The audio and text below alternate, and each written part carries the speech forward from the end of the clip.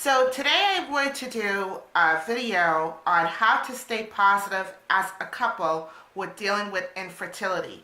Now I'm going to provide you guys with 7 tips that I have written down, and I want to share them with you guys because I know a lot of times when you're a couple and you're trying to conceive a baby, and it's very difficult, especially if in my relationship I have PCOS. And I had explained that before, so I will attach it at the end of the video. But a brief description, it's basically you have a lot of cysts in your ovaries, and it's very hard for you to ovulate, and you don't get a monthly cycle, so then it's difficult to have a baby. And the other thing is I do have obesity. Now, I have lost a significant amount of weight. I have lost over 33 pounds in a span of 2 months. So you guys could also check that video as well to see how I had done it, but I'm still not done. But today I really wanted to talk about this topic because it was very hard for myself and my husband. And it took me almost 2 years to try to not let this affect my marriage and not let it affect my overall being of living as a human being. The first step, now I'm not trying to preach religion on you guys, I am a Christian devoted person, but prayer is what got myself and my husband through this hard time. We're still trying to have a child, and it's not going to be easy, but prayer was the thing that put me at ease, made me feel good. I have 3 scriptures that I read on a daily basis, and I will attach those below if you guys wanted to see what they were. But prayer is going to make you feel good and positive about yourself.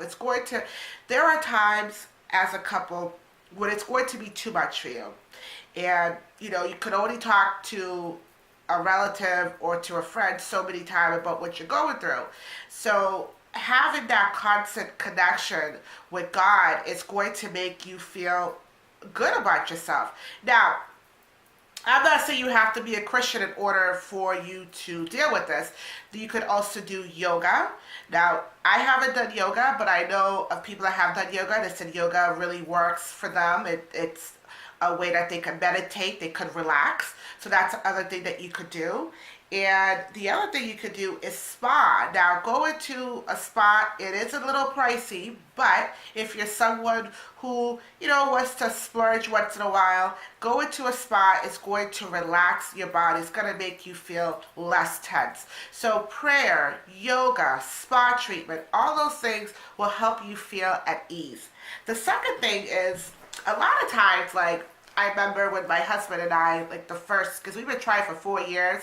So the first year, I wasn't really depressed because I'm like, okay, I could do this. It's not going to be that hard, but it was. And I remember, we stopped doing date nights. We stopped having fun. We stopped going out to do things because there was so much tension in the house that we kind of didn't really want to hang out with each other. And that's the other bad thing. So doing a date night, try to stay positive with infertility, it's going to make you guys feel closer. Now, my husband and I, we're very close. We love hanging out with each other. We love going out on dates. We try to do date nights at least once a week. And before, we were kind of separated. We didn't hate each other. It was just too much for us to come together. But now that I do my prayers, we do date nights, it's been a little bit better. So do something that you guys used to do at the beginning. For us, we were always moviegoers. We love going to arcades. We love doing bowling. We love going out, out for brunch and dinner and stuff, and just doing shopping for home decor, or we just love going out. We don't like to spend too much money, but we just love going out, doing thrifty shopping, things like that. That's something that we enjoy as a couple. So that could also be included as a date night. The third thing is to talk about it. The thing that was really bad for me was I was angry, but I would never talk to my husband about it. I would never tell him how I truly feel. I would kind of just point the finger at everyone else. But I know it's not my fault that I have PCOS, but my eating habits was not making the situation any better.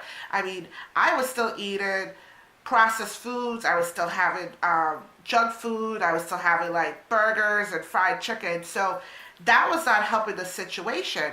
And doing that, not being accountable to what I had to do to lose the weight in order to, to start, because IVF, and I will do a video about that. IVF, if you're a certain amount of BNI, they are not going to help you. They're going to want you to lose the weight because they feel like losing the weight will give you a higher chance to get pregnant with their infertility treatment. So I wasn't talking to my husband about what was really going on with how I was eating.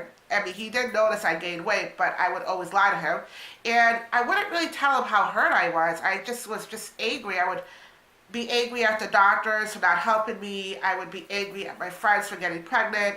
I would be angry at my cousin who got pregnant. I would be angry at everybody else, and I was just looking to blame someone. And by discussing it with my husband now, letting him know, this is where I am, this is what I'm doing. I have lost 33 pounds.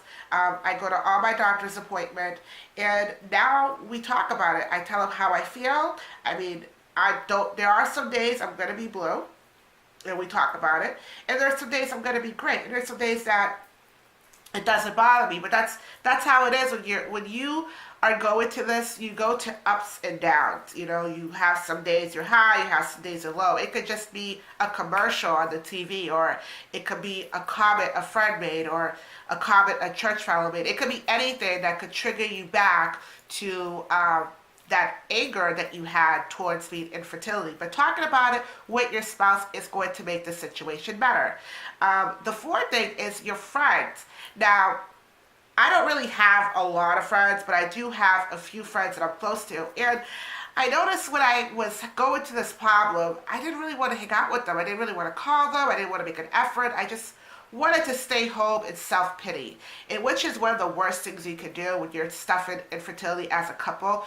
Make sure you guys still make time for your friends, because if you guys are together all the time and you have this big elephant in the room, it's just going to make the relationship more tense. So I would go away for a weekend. Like, my mom's my best friend, so she's the one I would spend a weekend with. My other friends, I would just go to the movies or go shopping with them. My husband, he'll have friends that will come over, and sometimes he would go to his friend's house, in different states, like Rhode Island, Connecticut, because we live in Massachusetts. So we do that, and when we come back, we miss each other, of course. I mean, we can't even stay apart from each other within a day, but when we come back, we're refreshed. It's kind of like when you're at work. You take a vacation, you come back to work, you're fresh, you're ready to go. So make sure you still stay in contact with your friends, because a friend's going to be there for you to talk to, discuss this. And sometimes when you do fun things that you like to do with your girlfriends, whether it's shopping or mini vacations, or whether it's just maybe go to a movie or do a cooking class or working out together, something that could just take your mind off this. It does help, guys, because I've done it and I feel much better. The sixth thing, which is very hard, forgive yourself. Don't be angry at yourself. It's not your fault that you have this condition, It's not your fault. Whether it's you as the wife or the husband that has the infertility issue, forgive yourself. Don't hate yourself for something that is out of your control. Number 7 is have that vision board. See yourself with that baby, whether you're a husband or a wife, or whether you guys are the same. Doesn't matter what sex you are. Same sex could also have infertility problems, right? Have a vision board. Put it down what you guys want as a couple, right? If you want a twins or a baby, pick up names, how you're gonna announce it to your friends and family, how you're gonna have your baby shower, how you're gonna feel at the hospital, or all things like that. Think about it. When you have a vision board, you put it down. You're looking at it every day. That means you have that goal, and nothing is going to get in your way, guys. Do not be discouraged. No matter what the doctor says, no matter what the results are, know that God has the final answer. Now, if you're not a believer, that is fine. Have faith in something. Believe in yourself, or find something that's going to give you that hope, and never lose that hope, guys. I really hope you enjoyed this video. I didn't say this in the beginning, but I'm going to say that at the end. I am not a doctor. I'm not a nurse. I'm not a psychiatrist. I don't have any medical backgrounds. I'm just a normal person, a person that's going to PCOS, and I wanted to put my stuff on social media because it's going to help me cope better. And I wanted to share with you guys my personal journey. And I really hope that this journey will turn into a testimony where I could go around and share what I went through to help other people, because I know there are a lot of people out there who are suffering just like I did. They have no one to talk to. Maybe their friends or relatives don't want to hear it anymore, and they feel like they're stuck at a wall. But I love going on YouTube because YouTube has helped me so much. There's so many good people on YouTube who do positive videos, and when I feel down, I just turn to those videos and I feel great.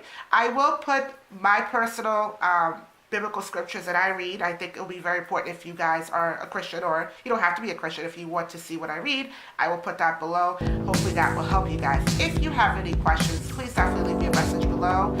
Let me know what you think about this video. Give me a thumbs up or a thumbs down. Bye bye guys. Stay positive. Bye.